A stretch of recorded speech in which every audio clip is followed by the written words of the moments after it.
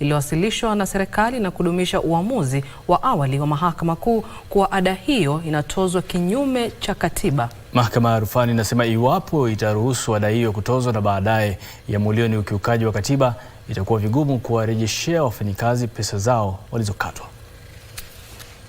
Mahakama ya Rufani ikiongozwa na jopo la majaji watatu ilidumisha uamuzi wa Mahakama Kuu ambao ulidai kuwa ada zinazotozwa wafanyakazi kugharamia ujenzi wa nyumba za gharama nafuu zilikuwa kinyume cha katiba na zilipaswa kusimamishwa. Majaji hao walidai kuwa iwapo wangeruhusu ada hizo kuendelea kutozwa na baadaye ada hizo kupatikana kuwa kinyume cha sheria, ingekuwa vigumu kurejesha pesa zilizokatwa. Aidha, ada hizo zilisemekana kuwalenga tu wafanyakazi wanaolipwa mishahara, hali ambayo mahakama ilidai kuwa haikuwa sawa. Uamuzi huo ni afueni kwa wafanyakazi nchini na pigo kwa mipango ya serikali ya kufanikisha mpango wa ujenzi wa nyumba za gharama nafuu. Ada hizo ambazo zilianzishwa kama sehemu ya sheria ya fedha ya mwaka 2023 zililenga kufadhili mpango wa ujenzi wa nyumba za gharama nafuu, huku wafanyakazi wakitozwa 1.5% ya mishahara yao. Katika uamuzi wake wa tarehe 28 mwezi Novemba mwaka 2023, Mahakama Kuu ilitaja ada hizo kuwa kinyume cha katiba kutokana na ubaguzi wa kuwatoza tu Wakenya wanaofanya kazi rasmi.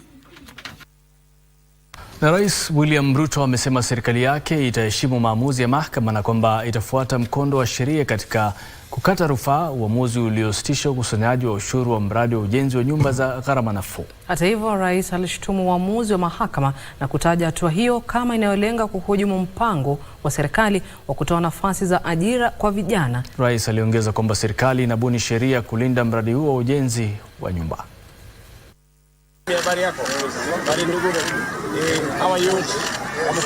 Tunaheshimu mahakama na tutaenda kufanya appeal na tutatengeneza sheria. It is the first time in the Republic of Kenya that we have an administration that has a clear, demonstrable, practical plan on how to create job opportunities for the young people of Kenya. Na tukisonga mbele, Mahakama Kuu kwa mara nyingine iliahirisha uamuzi kuhusu kesi ambapo Joseph Irungu almaarufu Joey na mwanahabari Jackie Maribe wameshtakiwa kwa mauaji ya mfanyabiashara Monica Kimani mnamo mwaka wa 2018. Jaji Grace Nzioka aliridhia kuahirishwa kwa uamuzi huo baada ya wakili wa Maribe Katwa Kigen kuiambia mahakama kwamba mteja wake alikuwa mgonjwa na alikuwa amepelekwa hospitali. Jaji Nzioka aliagiza mawakili wa upande wa utetezi kutoa ushahidi wa kimatibabu kabla ya Machi tarehe 15 mwaka huu, wakati uamuzi huo utakapotolewa mwezi uliopita. Jaji Nzioka aliahirisha uamuzi huo mwezi uliopita baada ya kucheleweshwa kwa ushahidi aliohitaji kumwezesha kutoa uamuzi wake.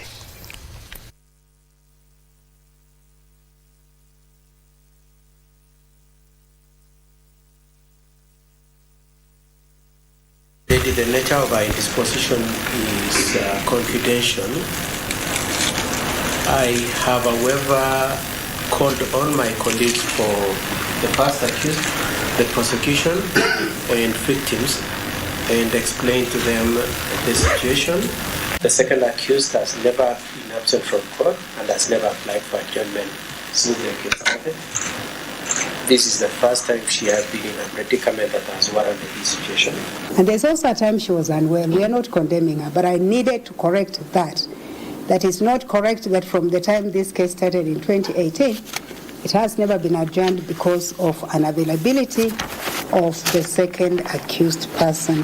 The defense, and in particular the first accused, the victim's family and the prosecution are willing to accommodate the second accused counsel's application for adjournment, and I would have been very happy to read that judgment today. May I take the opportunity just to apologize to any parties who are in this court who have come for this judgment and who have not had the benefit of judgment today for any inconvenience that may have been caused.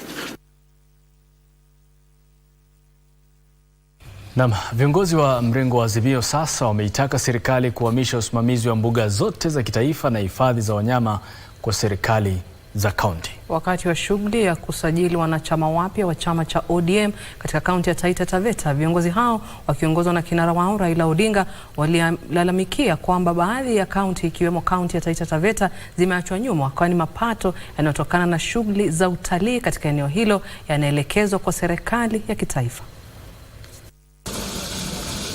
Kiongozi wa chama cha ODM Raila Odinga leo alikita kambi katika kaunti ya Taita Taveta kuendeleza shughuli ya wiki nzima ya kusajili wanachama wapya wa chama cha ODM katika eneo la Pwani. Raila alitumia fursa hiyo kuunga mkono wito wa viongozi wa kaunti hiyo kuhusu usimamizi wa mbuga ya kitaifa ya Tsavo. Juzi Bwana Ruto alienda kule akasema Kajiado vile vile Amboseli ameweka chini ya usimamizi ya serikali ya Kajiado. Kwa nini iwe yeye anaenda kuweka? Iwe sheria, iko sheria ya kwamba hizi national parks ambazo ziko ndani ya county ziwe chini ya usimamizi ya serikali ya county. Na pesa ambayo inakuja pande ile pesa ambayo inaingia kwenye hazina ya serikali ya county, sio?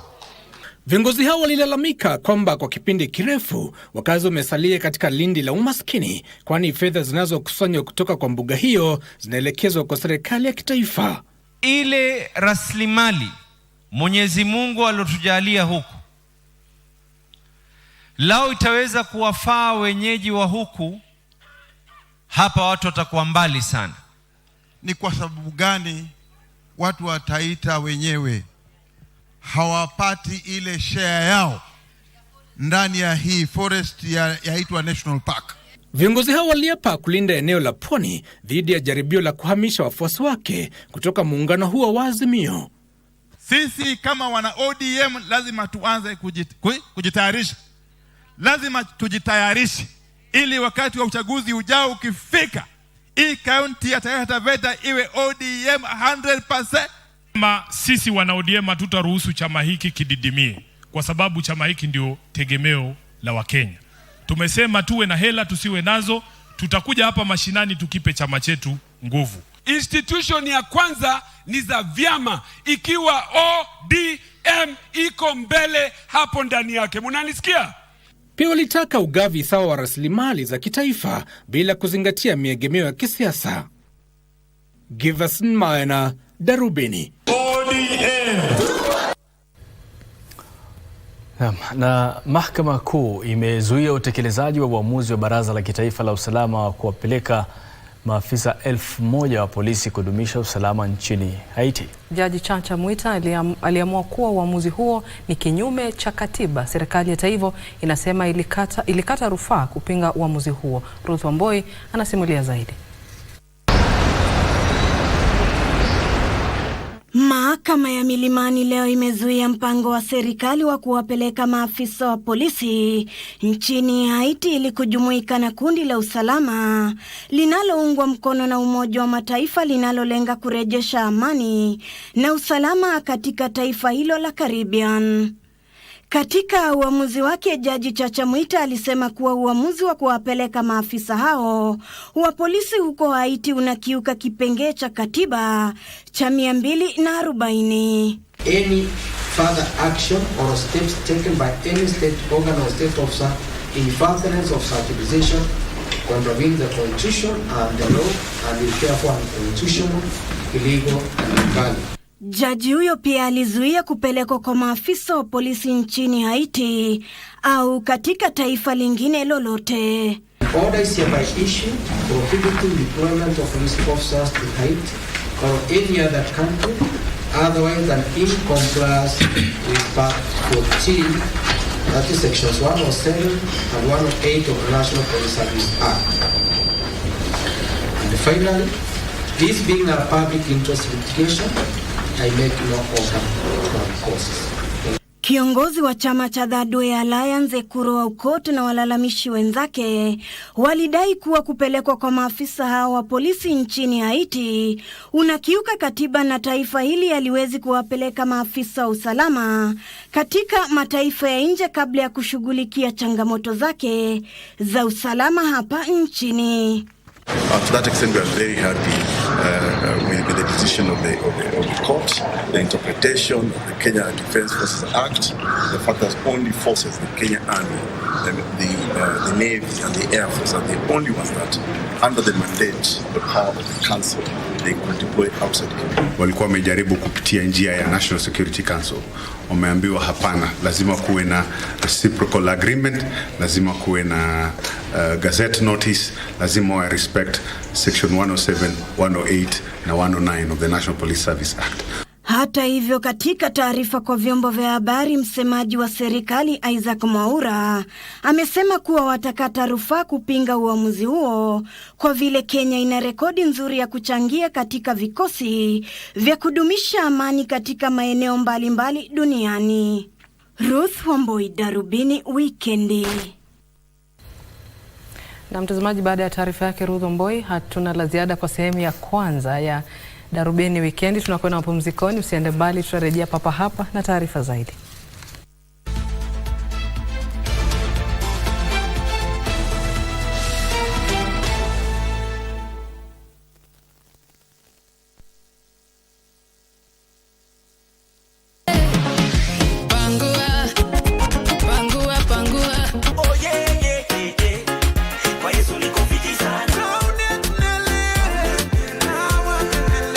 And if you're there and you have a child, possibly who didn't perform as they ought to have performed, both KCP and KCSE, where I sit as a pastor, I think I had to counsel a few people just to tell them this is not the end of life. I think it's very important for the parent to try and understand the exact reasons why the child says they do not want the schools. Some reasons may be genuine. Apart from the grades, there's so many other things that you need to work on for you to be able to achieve your full potential in life. A is not the beginning of life, neither is an E the end of life. Life is an open book, and life is dictated by many factors other than grades.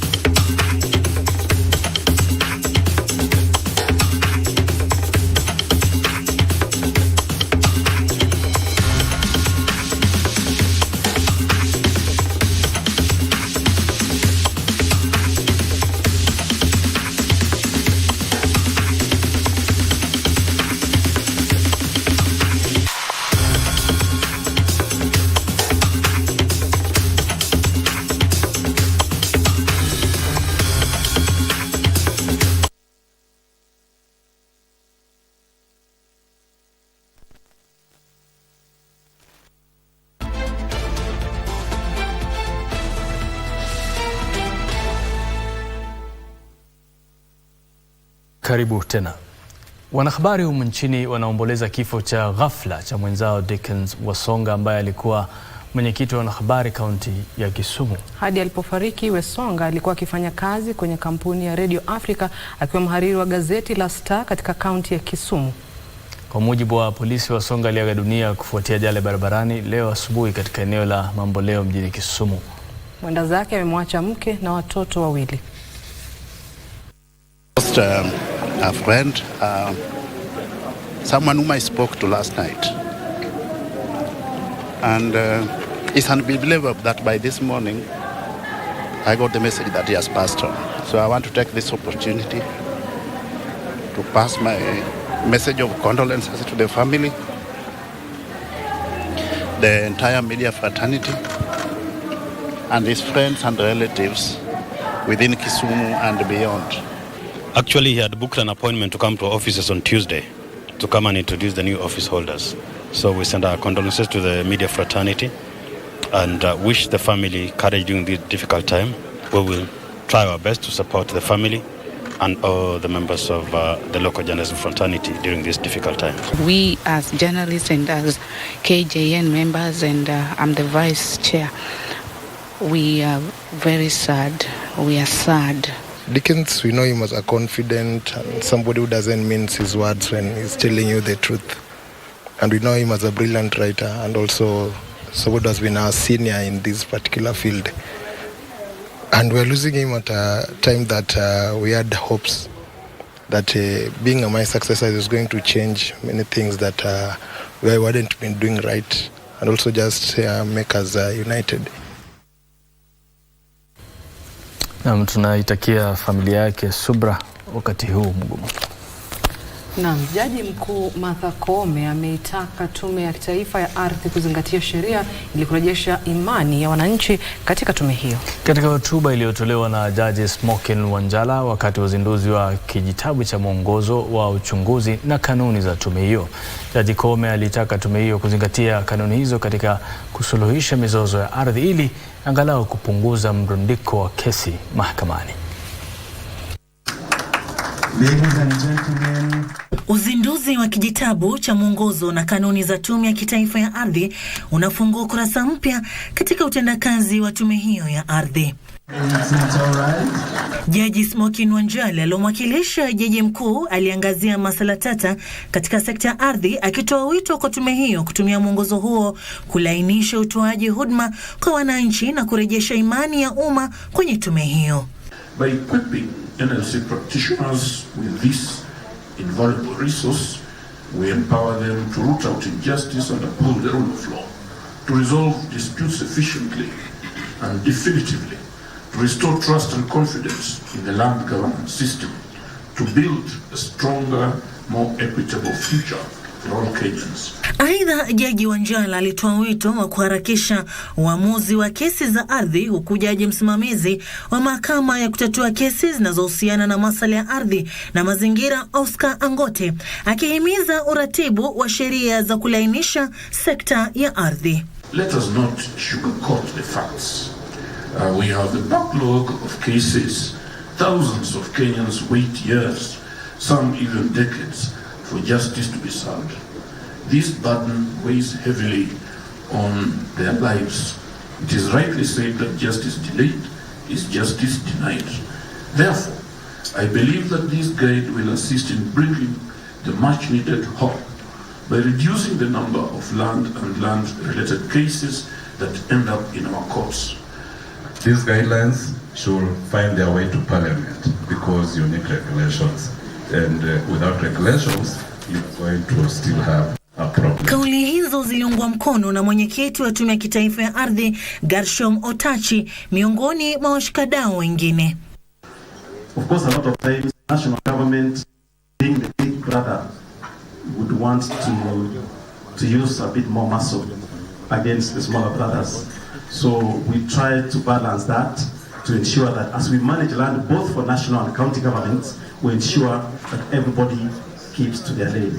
It's also addressing pressing and historical injustice. While pressing and historical present and historical injustice, whether seeking redress for colonial depressions, dispossessions, or present-day land grabs, the guide provides pathway for voicing historical grievances and seeking the resolution. Structures, methods and procedures necessary for conducting investigations. It identifies the roles and responsibilities of internal and external actors. Mwongozo huo unaojikita kwenye kifungu cha 5B cha jedwali la 4 la sheria za Tume ya Kitaifa ya Ardhi utatumiwa na makamishna na maafisa wa kiufundi kutatua mizozo ya ardhi na kushughulikia haki na maslahi yanayohusiana na umiliki wa ardhi. Sarafina Robi, Darubini. Na kwenye biashara, huku msimu upanzi wa mimea ukibisha hodi, wakulima wamehimizwa kuwa makini wanaponunua mbegu kutoka maduka yanayouza mbegu na dawa za mifugo kufuatia visa vya uuzaji mbegu bandia. Kaimu mkurugenzi wa halmashauri ya KEFIS anayehusika na uidhinishaji wa mbegu bora na salama, Simon Maina, amesema mbegu zote zilizoidhinishwa zina msimbo wa KEFIS na nambari inayotumiwa kutambua mbegu halisi. Taarifa kamili ni kwenye mseto wa biashara. Kutokana na tetesi za wakulima katika eneo la South Rift, kundi la maafisa wa halmashauri ya kutathmini afya ya mimea KEFIS lilizuru vituo kadhaa vya kibiashara katika kaunti ya Kericho ambako watu 4 walikamatwa wakiuza mbegu bandia. Maafisa wa halmashauri hiyo wanahofia kwamba uuzaji mbegu bandia utachangia kuenea zaidi kwa ugonjwa hatari wa mahindi kwa jina necrosis ambao umezagaa eneo la South Rift. And one of the challenges we are having in this region, we have the maize rhizome necrosis. All the certified seed of maize that is sold in Kenya is tested in our labs to ensure it is free from the maize rhizome necrosis or MLN. But this seed is not tested, so this seed could be having MLN. And when the farmer plant that seed, they end up having the disease on their farm. Kwingineko, wafugaji samaki mjini Naivasha wanatarajia kunufaika zaidi kutokana na ongezeko samaki kufuatia hatua ya serikali ya kitaifa kuwekeza shilingi milioni 100 katika kiwanda cha kutayarisha samaki na vifaa vya kuhifadhi samaki katika ziwa Naivasha. Waziri wa madini na uchumi wa baharini Salim amesema ziwa hilo ni mojawapo ya maziwa mengine katika eneo la bonde la Ufa yanayoweza kubadili biashara ya uvuvi humu nchini. Tutajenga landing site ya budget ya milioni 100 ambayo itakuwa na chumba ya barafu, chumba ya kusafisha samaki na tuweke mitambo ya kisasa. Hatimaye, maeneo 14 ya makazi yasiyo rasmi jijini Nairobi yameorodheshwa kuboreshwa chini ya mpango wa kuboresha makazi unaoungwa mkono na Benki ya Dunia. Wakazi waliolengwa kunufaika sasa wanataka fursa za kufanya vibarua mbalimbali na kupewa zabuni ndogo za kusambaza baadhi ya vifaa vya ujenzi. Pia wametoa wito kwa serikali kupunguza amana ya 10% ya kununua nyumba hadi 2% na pia kuongeza muda wa kulilipia nyumba hiyo ili watu wenye mapato ya chini waweze kumudu nyumba hizo. The 10% deposit is it is a bit higher. If it can be reduced to at least 100,000 for 2-bedroom or 3-bedroom, it will be better, and then you spread the duration for payment. Edna Murungi, Darubini.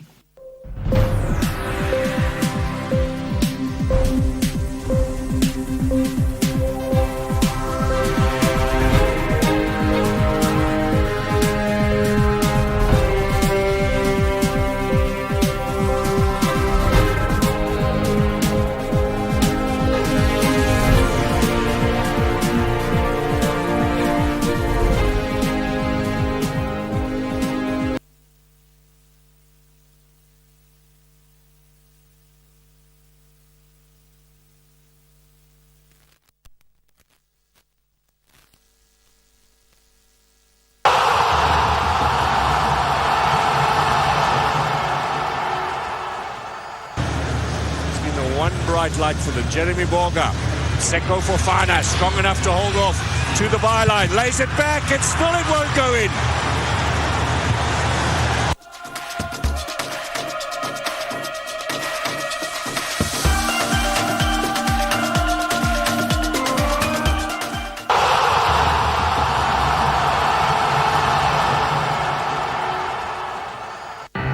Across Africa, a new era has begun, connecting us with one purpose: to create and share opportunities to grow.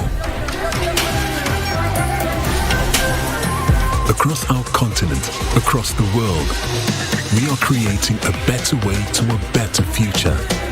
A Pan-African future. Together. EcoBank. Na hujambo na karibu tudodose viwanjani. Mimi ni At Lemoka.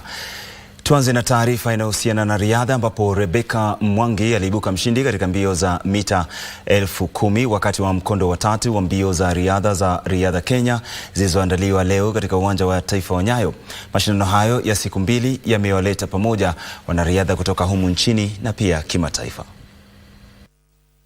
Rebecca Mwangi alishinda mbio za mita 10,000 baada ya kutumia muda wa dakika 34 na sekunde 14.29, ilhali Monica Wanjiko na Nimpia Kiteta wakafuatana katika nafasi za 2 na 3 mtawalia. Katika mbio za mchujo za mita 100 kwa wanaume ambazo zilikuwa na michujo 23, zaidi ya wanariadha 8 walifuzu kwa nusu finali baada ya kuweka muda wa kufuzu wa sekunde 10.80. Makabiliano makali pia yalishuhudiwa katika mbio za mchujo za wanaume za mita 200 ambapo mwanariadha anayeshikilia rekodi ya Afrika Ferdinand Omanyala alipambana vilivyo na wanariadha wengine na kushinda mbio hizo kwa kuweka muda wake bora. The target was 25 and I'm glad that we did a 20:46. So we're just going to build up on that and make sure that we get that to maybe sub 20 at some point. Katika mbio za mita 800 aliyekuwa bingwa wa dunia Halima Nakai alishiriki na kushinda kwa urahisi mchujo wake kwa muda wa dakika 2 na sekunde 2. Hii ni mbio yangu ya kwanza, lakini niko hapa to inspire the young generation. Niko na competition next week, so nilikuwa hapa to motivate the young ones. Mashindano hayo ya siku 2 ambayo yaliwavutia wanariadha kutoka kote humu nchini yatakamilika kesho, ambapo finali za mashindano kadhaa zitaandaliwa. Nora Mwangi, Darubini, Wikendi. Na Nairobi Starlets itachuana na Royal Starlets katika mechi ya ufunguzi ya raundi ya mchujo ya kombe la wanawake la FKF ambayo itaanza mwezi ujao. Draw ya mechi hizo iliandaliwa leo katika chuo cha elimu maalum. Timu 22 zimejisajili kushiriki katika mashindano ya mwaka huu. Timu 11 zimechaguliwa kushiriki katika mechi ya raundi za mchujo zitakaandaliwa baina tarehe 10 na tarehe 14 mwezi ujao. Nairobi Starlet itachuana na Royal Starlet kutoka Kitale katika mechi ya ufunguzi ya raundi za mchujo, huku Tukravens ikicheza dhidi ya Ulinzi Starlets. NYS Queens kutoka Gilgil itapambana na Nakuru City Queens. Maholanda zitacheza dhidi ya Lisbeth Queens, huku M Queens ikichuana na Kenya Police katika mechi ya mwisho ya raundi za mchujo. I know the competition will not be that easy, but on my side nafikiria tumejipanga ya kutosha. So sina shida yote, tumejipanga ya kutosha, but we respect all the teams in this competition because they are there to win. But at the same time we are also there to win. So it will not be that easy, but niko optimistic enough we'll carry the day. Katika mechi nyingine, Kangeme Ladies itakaribishana na Kayole Starlets, Kisiwa Starlets ikipambana na Vihiga Queens, Vickers Queen ikichuana na Zitex Parks, Akakoro Ladies itavalishana na Kibra Soka Ladies, na Equity Queens itachuana na Bungoma Queens katika mechi ya mwisho. Mechi za timu 16 bora zitaandaliwa mwezi Machi mwaka huu. Tuna go for each and every game that tuna get. So vile umesema tumeignite fire tayari. I think team imegel, tusha blend, tuko ready sahi kwa opponent wote, na vile msema kila siku si tunatake one match at a time. It doesn't matter kama ni friendly, kama ni league, ama ni cup kama hii. Faith Akinyi, Darubini, Wikendi. Na mtazamaji, michuano ya kuwania kombe la bara Afrika itaingia awamu ya 16 bora, ambapo mechi za kuvutia sana zinatarajiwa kuanzia hiyo kesho, siku 2 baada ya kukamilika kwa mechi za makundi nchini Cote d'Ivoire. Angola watafungua ratiba ya awamu hiyo ya timu 16 bora dhidi ya Namibia, kisha Nigeria wamenyane na Cameroon. Equatorial Guinea ambao hawajashindwa watamenyana na Guinea siku ya Jumapili kabla ya Misri kucheza dhidi ya Jamhuri ya Kidemokrasia ya Kongo. Mechi zote kumbuka zitaonyeshwa moja kwa moja kutoka runinga yako pendwa ya KBC Channel 1. #AFCON iko KBC.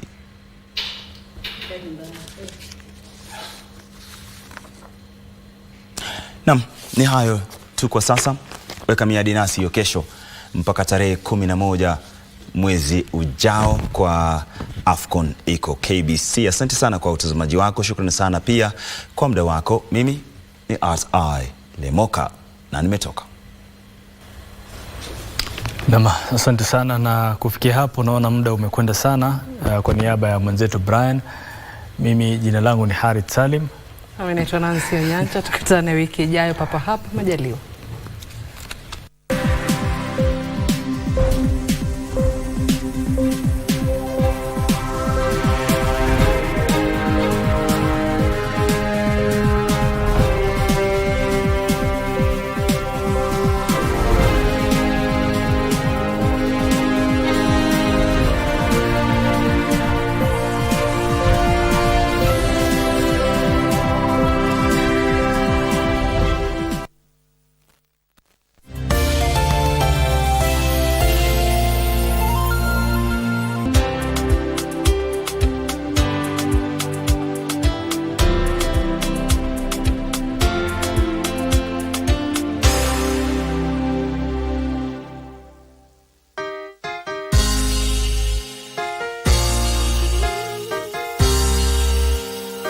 In the name of Jesus Christ. Mungu anatarajia ukanyange hatua mbele.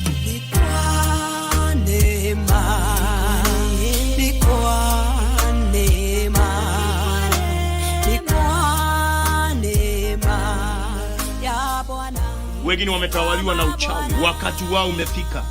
Wewe umenitazama siku ya leo. Neema na kibali cha Bwana kikawe juu ya maisha yako.